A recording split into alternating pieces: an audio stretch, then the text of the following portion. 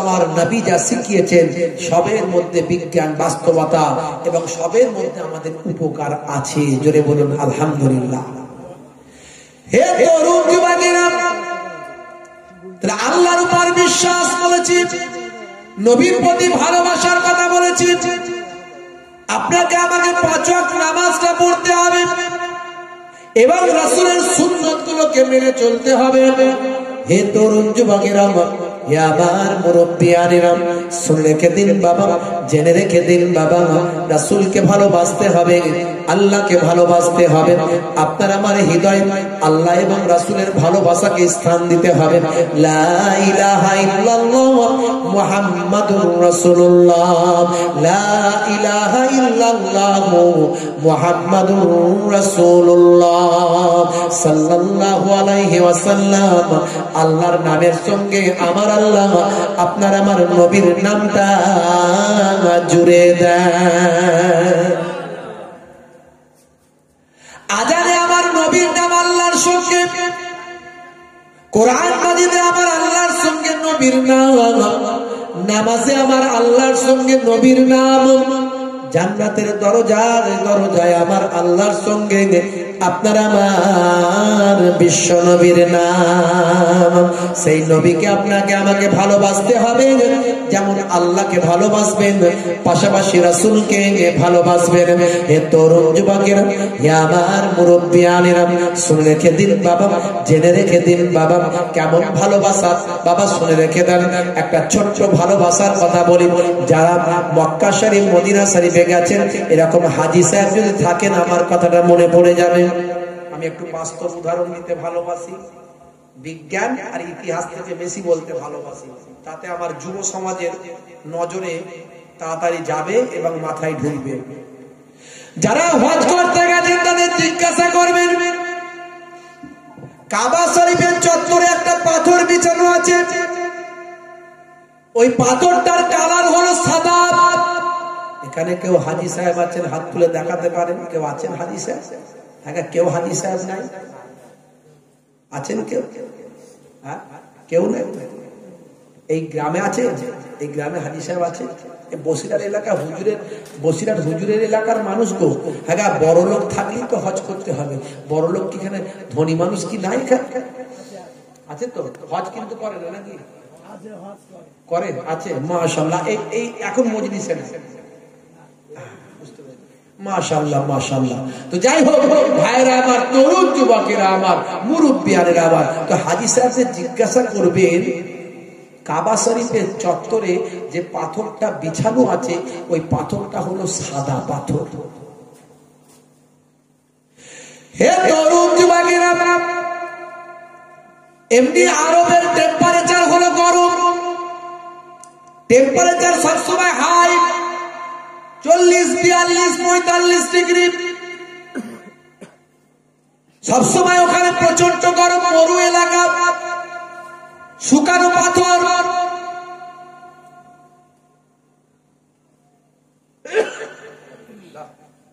শুকানো পাথর তো মরু এলাকা, সবসময় প্রচন্ড তাপ, প্রচন্ড গরম।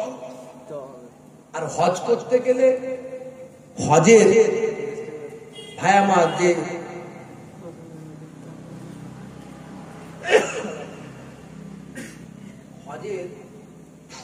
যে ফরজ গুলো তার মধ্যে কাবা ঘর তওয়াফ করতে হবে। কাবা ঘর তওয়াফ না করলে হজ হবে বাবু? হবে বলেন তো? হবে না। কাবা ঘর তওয়াফ করতে গেলে আল্লাহর কাবা ঘর তওয়াফ করবেন কি জুতো পায়ে দিয়ে করবেন না খালি পায়ে? খালি পায়ে করতে হবে। দেখো প্রচন্ড গরম, ওই গরমে পা পুড়ে যায়। হে তরুণ যুবকেরা, কাবা ঘরের চত্বরে প্রচন্ড গরম, টেম্পারেচার অনেক হাই। হে তরুণ যুবকেরা, হে আমার মুরব্বিয়ানেরা, হাজী সাহেবরা খালি পায়ে বাবা তওয়াফ করতে গেলে পাটা পুড়ে যায়, ফোসা হয়ে যায়, পাটা পুড়ে যায়। ভীষণ কষ্ট হয় বাবা। ভাই আমার দোস্ত আমার, কাবা ঘরে তওয়াফ করতে গেলে মানুষের অনেক কষ্ট হয়।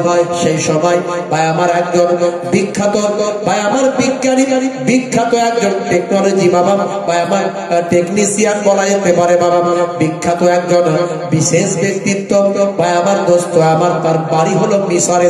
সেই মিশর থেকে একজন বিখ্যাত বাবা ভাই আমার দোস্ত আমার, আধুনিক বিজ্ঞানী বলা যেতে পারে, এইরকম পর্যায়ের একজন বিখ্যাত ব্যক্তি, তার নাম হলো ডক্টর কামাল ইব্রাহিম। ভাই আমার ডক্টর কামাল ইব্রাহিম বাবা, এ তরুণ যুবকেরা, হে আমার মুরব্বিয়ানেরা, তিনি এলেন আল্লাহ বাইতুল্লাহ তওয়াফ করতে। আল্লাহর বাইতুল্লাহ তওয়াফ করতে এলেন মিশর থেকে একজন বিশিষ্ট ব্যক্তি বাবা, আমার তরুণ যুবকেরা, আমার মুরব্বিয়ানেরা আমার, তিনি ডক্টর কামাল ইব্রাহিম, তিনি এসে উপস্থিত হলেন। হয়ে দেখছেন যে কাবা শরীফের চত্বরে প্রচুর পা রাখতে পারে না হাজী সাহেবরা, এত কষ্ট। আমার আল্লাহর ঘর, কাবা ঘর তওয়াফ করছে, অথচ মানুষ পা রাখতে পারছে না, এত কষ্ট পাচ্ছে হাজী সাহেব। বন্ধুরা আমার, তরুণ যুবকেরা আমার, সেই সময় আরবের বাদশাহ ছিলেন বাদশাহ সাউদ। বাদশাহ সাউদ সেই সময় বাদশাহ,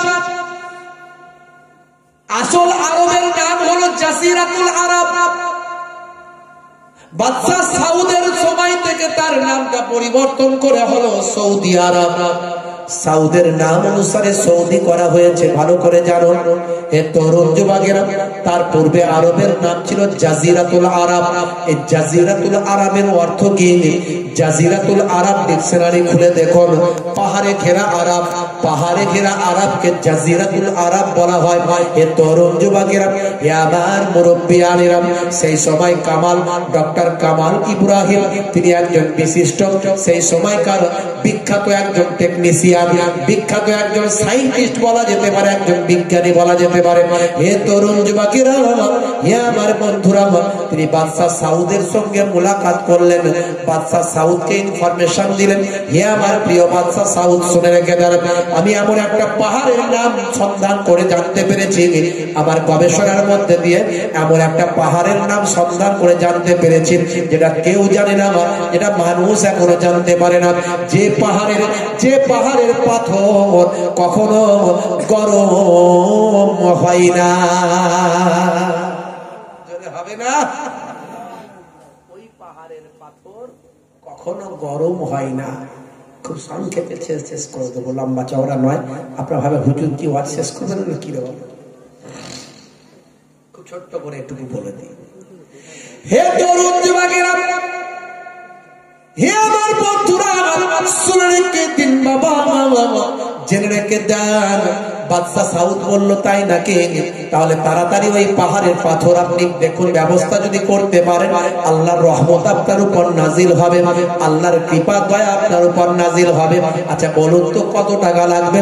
এই নিন, আমি একটা ব্ল্যাঙ্ক চেক আমার দেশের পক্ষ থেকে আপনাকে দিয়ে দিলাম, ওই পাথর আনার জন্য যত টাকা প্রয়োজন আপনি ওই ব্ল্যাঙ্ক চেকেতে বসিয়ে দেবেন, আর তাকে আপনি দিয়ে আপনি পাথরটা সঞ্চয় করুন। হে তরুণ যুবকেরা, বাদশাহ সাউদের কাছ থেকে অনুমতি নিয়ে, বাদশার কাছ থেকে অনুমতি নিয়ে ডক্টর কামাল ইব্রাহিম সেই সময় ব্ল্যাঙ্ক চেক নিয়ে চলে গেলেন কোথাও, জায়গাটার নাম হলো গ্রিস। এই গ্রিসের জমিনে গিয়ে তিনি সেখানকার দায়িত্বপ্রাপ্ত ব্যক্তির সঙ্গে দেখা করলেন, দেখা করে বললেন, হে বাবা, এখানকার বাবা গভর্নর, এখানকার নেতা, এখানকার লিডার, আমরা আরব থেকে এসেছি, আরব বাদশার পক্ষ থেকে এসেছি। হে তরুণ যুবকেরা, হে আমার বন্ধুরা, শুনে রেখে দিন বাবা, জেনে রেখে দেন। সেই সময় তিনি দাবি করলেন, ওই পাহাড়টা ছোট পাহাড়, কিন্তু ওই পাহাড়ের একটা অংশের পাথর আমার প্রয়োজন, যা টাকা পয়সা লাগবে সবটাই দেব। আমার কাবা ঘর আপনারা জানেন, এই কাবা ঘরের চত্বরে হাজী সাহেবরা হজ করে, তাদের পাটা পুড়ে যায়, তাদের পাটা ফোসা পড়ে যায়, তাদের বড্ড তোয়াফ করতে কষ্ট হয়, আর তোয়াফ না করলে হজ হয় না, তাই তাদের জন্য বড় কষ্ট হয়। তাই এমন পাথর আমি সন্ধান পেয়েছি, এই পাথরটা কেবল গ্রিস গ্রিসের এই পাহাড়ই একমাত্র আছে, পৃথিবীর আর কোন পাহাড়ে আছে কিনা এখনো সন্ধান পাওয়া যায় না। ওই পাথরটা যদি আপনি একটা অংশ দেন, ওই একটা অংশ এনে আমি আল্লাহ কাবা ঘরের চত্বরে বিছিয়ে দেব। আমি আরবের সরকারের পক্ষ থেকে এসেছি, এই নেন ব্ল্যাঙ্ক চেক, খালি চেকটা আপনাদের দিয়ে দিলাম। যত অ্যামাউন্ট বসানোর বসিয়ে নেন, যত অ্যামাউন্ট লেখার লিখে নেন, তার পরিবর্তে পাথরের একটা অংশের পাথর আমাকে দিয়ে দেন। এ তরুণ যুবকেরা, হে আমার বন্ধুরা, হে আমার মুরব্বিয়ানেরা, শুনে রাখেন বাবা, ডক্টর কামাল ইব্রাহিম মিশরের মানুষ, সেই সময়কার একজন বিখ্যাত ভাই আমার টেকনিশিয়ান, বিখ্যাত একজন ব্যক্তিত্ব। তিনি কি করলেন? কোন রকমের রাজি করিয়ে ওই পাহাড় থেকে পাথর কাটালেন। পাথর কাটিয়ে একটা অংশ তিনি ভাই আমার মক্কা শরীফে আনালেন। মক্কা শরীফে আনিয়ে ভাই আমার বড় বড় হাই লেভেলের মিস্ত্রি দিয়ে তিনি সেখানে পাথরগুলো বসিয়েছিলেন। আজও কাবা শরীফের চত্বরে আপনি যখন ঢুকবেন, পুরো কাবা শরীফের চত্বরটাই দেখবেন সাদা পাথর সেখানে বসানো আছে। আর এই সাদা পাথরে প্রচন্ড রোদের সময়, প্রচন্ড তাপেও আপনি বাইরে জুতো পা ছাড়া হাঁটতে পারেন না। বাইরে আপনি খালি পায়ে হাঁটার ক্ষমতা না হয়, কিন্তু কাবা শরীফের চত্বরে যখন আপনি পা দেবেন, পা আপনার গরম হবে না। এত সুন্দর ঠান্ডা হয়ে আছে, যেন মনে হচ্ছে ভিতর থেকে এসি চলছে।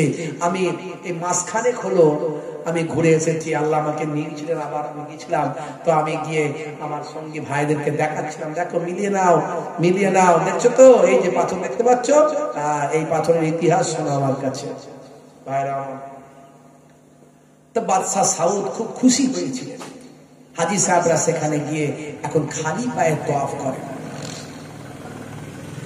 বেশ কিছুদিন যাওয়ার পরে ডক্টর কামাল ইব্রাহিম চলে গেলেন।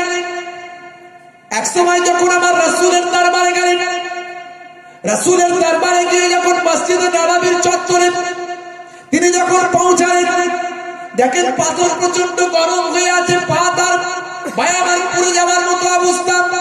হে তরুণ যুবকেরা, হে আমার মুরব্বিয়ানেরা, তিনি কষ্ট পেলেন, হাই রে হাই, যদি পুরো পাহাড়ের পাথরটা আমি কিনে ফেলতাম। আহারে মনটা আমার বড় কাঁদে। কিন্তু একটা ছোট্ট পাহাড়, সেই পাহাড় ছাড়া পৃথিবীর জমিনে আর কোন এমন পাহাড়ের সন্ধান আমি জানি না। ওই গ্রিসের ওই পাহাড়টাই আমি জানি। কিন্তু 15টা বছর আমার কেটে গেছে। তখন যদি আমার মনে পড়তো, আহারে আমি আরো পাথর নিয়ে চলে আসতাম। এক সময় হঠাৎ করে দেখা যায় বাদশাহ সাউদ বললেন, হে ভাই ডক্টর কামাল ইব্রাহিম, আপনি আল্লাহর কাবা ঘরে এমন খেদমত করলেন, আজ 15টা বছর ধরে সাদা পাথর লাগিয়ে দিয়েছেন। এই সাদা পাথরের বদৌলতে হাজী সাহেবদের পায়েতে আর কখনো ফুসকা পড়ে না, পা কখনো গরম হয় না। আমার আল্লাহ আপনাকে কবুল করেছেন। আমার আল্লাহর প্রেম, মহাব্বত, ভালোবাসা আপনার অন্তরে আছে। আল্লাহ কত খুশি হয়েছেন আপনার উপর। কিন্তু 15টা বছর কেটে গেছে, আমারও সেই সময় মাথায় ছিল না, আর আপনারও সেই সময় হয়তো মাথায় ছিল না। আর সেই সময় যদি আরো কিছুটা পাথর এনে আমার রাসূলের রওজা মোবারকের চত্বরটা একটু লাগিয়ে দিতেন, আমি সাউদ বড় খুশি হয়ে যেতাম। আমার রাসূলের চত্বরে, রাসূলের রওজার চত্বরে যদি একটু লাগাতেন, আমি বড় খুশি হতাম। আহারে সে সময় আমার মনে পড়েনি, খেয়াল ছিল না, আর আপনারও খেয়াল ছিল না। যদি একটু খেয়াল করতেন ভাই, তো এখন কিছু করা যাবে? বলে আর কিছু হয়? 15 বছর আগের ঘটনা, আর কি সে আছে? একে পাহাড়টা খুব ছোট্ট পাহাড়, যেটুকু আমি হাফ অন্তত নিয়ে চলে এসেছি, আর হাফটা তারা দেয়নি আমাকে তখন। তো আমি আর বলিও নি, বললে হয়তো দিত কিনা জানি না। তো আমি হাফ নিয়ে চলে এসেছি, আর সে আছে। হে তরুণ যুবকেরা, বাদশাহ সাউদ বলেছিলেন, ভাই একবার যান, আরেকবার চেষ্টা করুন। যদি আমার নবীর রূহানি দোয়া আপনার উপর থাকে, আমার আল্লাহ হতে পারে আপনাকে মিলিয়ে যদি দেন। 15 বছর পরে আমার নবীর রওজা মোবারকের চত্বরে যদি সাদা পাথরটা লাগাতে পারি, মানুষ আরামের সঙ্গে ইত্মিনানের সঙ্গে চলাফেরা করবে, নামাজ আদা করবে।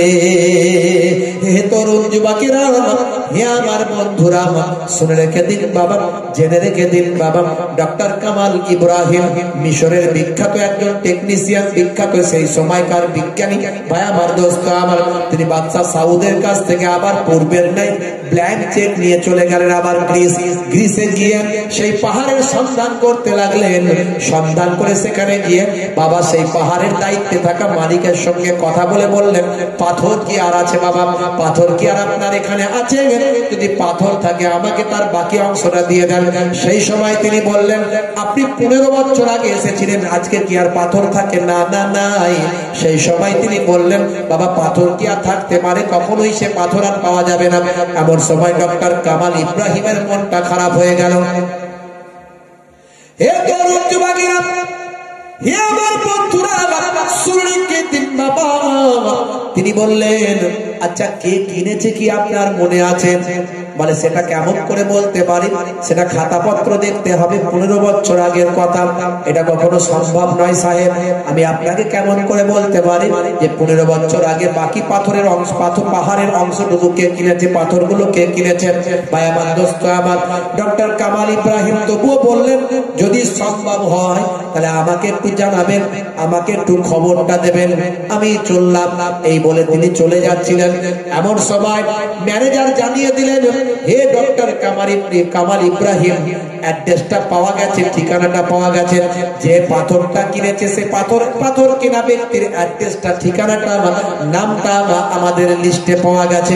এই নিন, আপনাকে আমরা ভালোবাসি, আপনি একজন বিশেষ ব্যক্তিত্ব, তাই আপনাকে নাম ঠিকানা অ্যাড্রেসটা আমি জানিয়ে দিলেন। সেই সময় তাড়াতাড়ি তিনি নাম ঠিকানা অ্যাড্রেসটা নিলেন, নিয়ে দেখলেন হাই রে হাই, যে মানুষটা কিনেছে সেই মানুষটা পৃথিবীর অন্য কোন দেশের মানুষ নয়, সেই মানুষটাকে যিনি কিনেছেন তিনি হলেন সৌদি আরবের একজন বিখ্যাত ব্যবসায়ী। 15 বছর আগে। হে তরুণ যুবকেরা, ডক্টর কামাল ইব্রাহিম তাড়াতাড়ি ফ্লাইট যোগে চলে এলেন সৌদি আরবে। সোজা সেই ব্যবসায়ীর বাড়িতে চলে গেলেন, দোকানে চলে গেলেন, কারবারে চলে গেলেন, গিয়ে বললেন, ভাই 15 বছর আগে সাদা পাথর আমি গ্রিস থেকে নিয়ে এসে আল্লাহর কাবা ঘরে লাগিয়েছিলাম, সে সময় আমার মাথায় ছিল না, রাসূলের রওজা মোবারকেও লাগিয়ে দিলে ভালো হতো, এটা সে সময় আমার মাথায় ছিল না।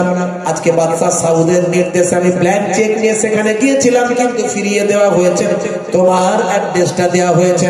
ভাই 15 বছর আগে তুমি যে সাদা পাথরটা নিয়ে এসেছো সৌদি আরবে, সেই পাথরটা কি তোমার শেষ হয়ে গেছে, দেওয়া হয়ে গেছে, বিক্রি হয়ে গেছে, না কি হয়েছে আমাকে একটু জানাও। যেখানে পাবো সেখানে যাব, সেখান থেকে তুলে নিয়ে এসে আমার রাসূলের দরবারে যদি লাগাতে পারি নিজেকে ধন্য মনে করব। ভাই বলো তো দেখি, সেই পাথর কি ব্যবহার হয়ে গেছে নাকি সেই পাথরের খবরটা একটু জানতে চাই। ম্যানেজার খাতা খুলে খুলে বলে, 15 বছর আগের যে পাথরটা আনা হয়েছিল গ্রিস থেকে, সেই পাথরটা কখনো বিক্রি হয়নি, বরং 15 বছর আগে থেকে গোডাউনে যেমন কাম আর তেমন পড়ে আছে। হযরতে বাবা ডক্টর কামাল ইব্রাহিম আলহামদুলিল্লাহ আল্লাহর প্রশংসা করে সঙ্গে সঙ্গে বললেন, যত টাকা লাগবে তুমি তোমার অঙ্কটাই ব্ল্যাঙ্ক চেকে বসিয়ে নাও, আর আমাকে ওই সাদা পাথরটা যা আছে সবটাই দিয়ে দাও। ভাই আমার সৌদি আরবের সেই ব্যবসায়ী বলে, নবীর রওজায় সাদা পাথর বসাবে, পয়সা আমি নিতে পারবো না, পয়সা নিলে দুনিয়ায় হয়ে যাবে, তাহলে আখিরাতে নবীর কাছে আমি কি পাবো? হে তরুণ যুবকেরা, ডক্টর কামাল ইব্রাহিম সেই সাদা পাথর নিয়েছে বিনা পয়সায়, বিনা মেহনতে, তার নিজের জীবনে কখনো মজুরি নিলেন না, যত মিস্ত্রি সব লাগিয়েছিলেন কোনো মজুরি নেননি, বিনা পয়সায় বিনা ভাই আমার সবকিছু তিনি নিজের খরচা দিয়ে করে ভাই আমার আল্লাহর নবীর রওজা মোবারকের চত্বরে মসজিদে নববীর বাইরে চত্বরে সাদা পাথরটা তিনি সেখানে বসিয়ে দিয়েছেন। বাদশা সাউদের আমল থেকে আজ পর্যন্ত সেই সাদা পাথরে যারা খালি পায়ে হাঁটে জিজ্ঞাসা করবেন, প্রচন্ড রৌদ্রের কারণে অন্য পাথরে যখন পা রাখা যায় না, সেই সাদা পাথরে তারা পা দিয়ে অনায়াসে হাঁটাহাঁটি করে, ঠান্ডা যেন মনে হচ্ছে বরফ বের হচ্ছে। বলার উদ্দেশ্য হলো একটা ডক্টর কামাল ইব্রাহিম একজন বাবা মিশরের মানুষ, তার মধ্যে কেমন আল্লাহ প্রেম নবী প্রেম। হে তরুণ যুবকেরা, যার হৃদয়ে আল্লাহ প্রেম নবী প্রেম থাকবে আমার আল্লাহ তাকে কখনো নিরাশ করবেন না। আপনি কখনো মায়ুস হবেন না, আপনি কখনো নিরাশ হবেন না। আপনার মধ্যে আল্লাহ প্রেম নবী প্রেম থাকলে, আর আল্লাহ প্রেম নবী প্রেমকে বাস্তবায়িত করতে গেলে আল্লাহর নির্দেশ রাসূলের সুন্নাত আপনাকে মেনে চলতে হবে। তাই আজ থেকে প্রতিজ্ঞা করুন রাসূলের সুন্নাত মেনে চলবো, আল্লাহর নির্দেশ মেনে চলবো। যাদের ভিতরে সুন্নাত পাওয়া যায় তারা কেউ পথহারা হয় না। রাসূলের পথে যারা চলে দুনিয়ায় বাতিলের বাধা তারা মানে না। নিশীথ রজনীতে সেজদাতে যায়, হুসাইন তাদের নিয়ে ভাবনাতে রয়। বিপদের মাঝে তারা যতই পড়ুক, বিপদের মাঝে তারা যতই পড়ুক, রাসূলের তারিকা ছাড়ে না। যাদের ভিতরে সুন্নাত পাওয়া যায় তারা কেউ পথহারা হয় না।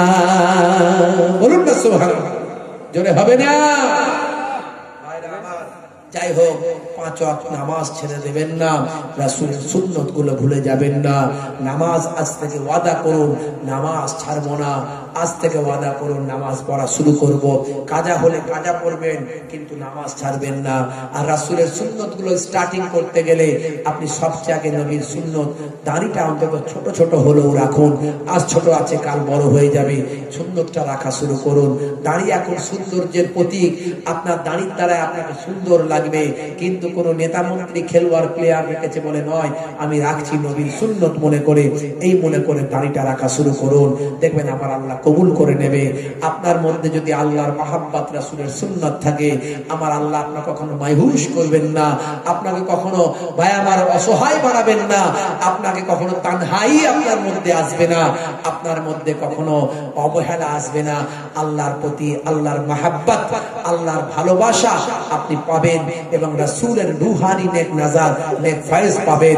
আর এই রূহানি নেক নাজার নেক ফায়েজ পেতে গেলে, আল্লাহর ভালোবাসা পেতে গেলে আপনাকে আমাকে ওলি আউলিয়াদের তরিকা ধরে, ওলি আউলিয়াদের দেখানো পথে চলতে হবে। যেভাবে খাজা গরিব নওয়াজ হুজুর চলেছেন, নিজামউদ্দিন আউলিয়া হুজুর চলেছেন, পীর আবু বকর সিদ্দিক রাহমাতুল্লাহর দাদা হুজুর চলেছেন, হযরত মসির আল আল্লামা হুজুর চলেছেন। আমার দাদা জান আপনারা জানেন পীরনগর পীর সাহেব মায়াপুর পীরনগর হুজুর, যাকে জিন্দা ওলি বলা হতো, সেই মায়াপুর পীরনগর হুজুর পীর কেবলা রাহমাতুল্লাহ আলাইহি যে পথে চলে আল্লাহর ওলি হয়ে গেছেন, সেই পথে চলুন, দুনিয়া আখিরাত আল্লাহ ভালো করে দেবেন। বলুন আল্লাহুম্মা আমিন। বাপজি আমার, আপনাদের খেদমত থেকে বিদায় নেব। নেওয়ার আগে বক্তব্যের জন্য কিছু সিমেন্ট লাগবে বাপজি। একটু সিমেন্টটা যদি আপনার পয়সাটা, সিমেন্টটা যদি দেওয়ালে লাগানো থাকে, আপনার দেওয়া পয়সায় যদি সিমেন্টটা দেওয়ালে লাগানো থাকে, মাশাআল্লাহ সাদকায়ে জারিয়া হয়ে যাবে। আল্লাহর কোরআন কখনো মিথ্যা নয় বাপজি, একটু শুনে নেন। আমার আল্লাহ কোরআন মাজিদে বলছেন, মান জাআ বিল হাসানাতে ফালাহু আসরু আমসালিহা। বান্দা একটা হাসানা করবি, একটা ভালো কাজ করবি, এক দিবি, আমি আল্লাহ 10টা তার জাযা বদলা দেব। এটা আমার কোরআনের ওয়াদা। জোরে বলুন সুবহানাল্লাহ।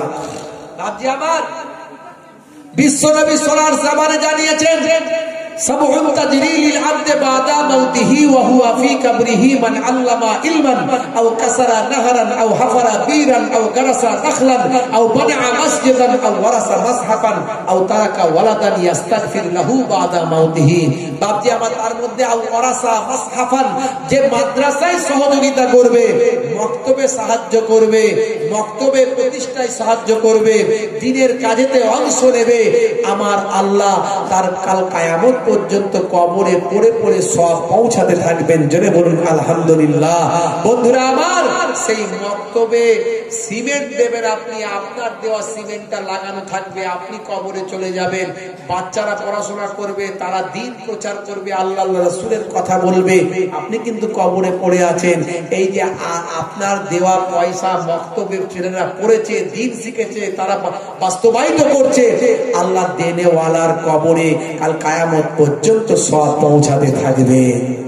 জোরে হবে না আলহামদুলিল্লাহ, জোরে হবে না সুবহানাল্লাহ। বাদে আমার এরকম অনেক উদাহরণ দেওয়া যায়, বেশি উদাহরণ দেব না, একটুখানি বলেন তো। তিন হলো সুন্নাত। তিনটি তিন হলো সুন্নত। আল্লাহ বিত্রুন ওয়া ইউহিব্বুল বিত্রা, আল্লাহ বেজোর বেজোর পছন্দ করেন।